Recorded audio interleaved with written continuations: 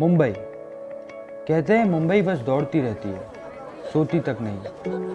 पर मेरी ज़िंदगी तो जैसे शुरू से ठहरी सी ही थी। स्कूल कॉलेज में मैं हमेशा आगे था, पर असल ज़िंदगी में दोस्त यार मुझसे भी आगे बढ़ गए। मोहम्मद पढ़ाई में हमेशा से बहुत अच्छा था और स्पोर्ट्स में भी बहुत अच्छा था, बट पता नहीं कि क्यों उसका आगे कुछ हो नहीं पा रहा था। हम सबको लगता था कि उसके अंदर स्पार्क है, बस सिर्फ कोई रास्ता ढूंढने की ज़रूरत थी। हम जब भी टी स्टॉल पे चाय पीते थे तो हमेशा वो उसका ड्रीम था कि उसे स्पोर्ट्स बाइक या स्पोर्ट्स कार लेनी है। वो ऐसी जॉब ढूंढ रहे थे वो जहाँ पे हार्ड वर्क करे और काफ़ी चीज़ अचीव करे। वो हमेशा मजाक में कहता था कि सलमान अपना टाइम आएगा। हम तो कभी सीरियसली लेते नहीं थे।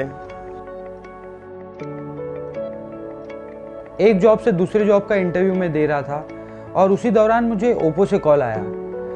वो दिन आज भी मुझे याद है, मानो उस दिन के बाद से मेरी ज़िंदगी ही बदल गई। मानो ज़िंदगी मुझसे कह रही थी कि मोहम्मद रुकना मत, चलते चलो। शुरुआत में जब मैं ओप्पो में ज्वाइन हुआ था तब ओप्पो सेल करना बहुत डिफ़िकल्ट था। उस टाइम पे ब्रांड बहुत नया था, कस्टमर्स को और डीलर्स को ब्रांड पे इतना भरोसा नहीं था और बहुत एफर्ट, बहुत मेहनत करने के बावजूद भी ना वो लेवल का सेल नहीं मिल पा रहा था हमको जो चाहिए। एक दिन मैं बस बैठे बैठे ऐसे सोच रहा था तो मुझे एल्विस सर की एक बात याद आई कि उन्होंने कहा था कि अगर आप डेडिकेशन, हार्डवर्क और पैशन के साथ में अगर कोई चीज़ करोगे तो उसका रिजल्ट डेफिनेटली आपको मिलेगा। अब मुझ में एक नया कॉन्फिडेंस आ गया था। मैं रिटेलर टू रिटेलर वापस जाके उनको कन्विंस करने की और मोटिवेट करने की कोशिश कर रहा था। कभी ज़रूरत पड़ी तो मैं रिटेलर्स को ये दिखाने के लिए कि ओप्पो कितना रिलायबल ब्रांड है, मैं कस्टमर्स को फ़ोन सेल करके भी दिखाता था। मैं लीफलेटिंग भी करता था, मैं एक्टिविटी भी करता था। मोहम्मद भाई के बारे में मैं क्या बताऊँ सर। बीच में एक क्लाइंट आए थे मेरे पास जो ओप्पो का एक मॉडल मांग रहे थे, जो कि मेरे पास नहीं था, ऑलमोस्ट आसपास के किसी की दुकान पे भी नहीं था।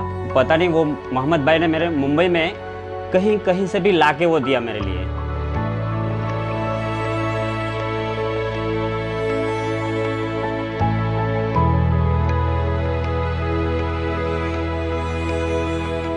और उसके बाद जो कस्टमर को मेरे पे ट्रस्ट आया और मोहम्मद भाई ने जो मेरे कस्टमर्स के लिए काम किया, बहुत ही अच्छा काम किया।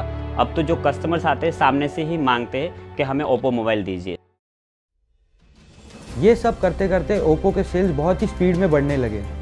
जैसे जैसे ओप्पो के सेल बढ़ने लगे वैसे रिटेलर्स का भरोसा भी हम पर और ज़्यादा बढ़ने लगा।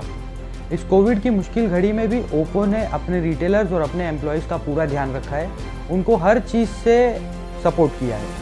मुझे आज भी वो दिन याद है जब सर और मैं एक शॉप पे विजिट कर रहे थे तो सर खुद ओप्पो का काउंटर क्लीन कर रहे थे और वो एक चीज़ हमेशा कहते कि कोई काम छोटा या बड़ा नहीं होता, हार्डवर्क करते रहो, आपको सफलता मिलेगी।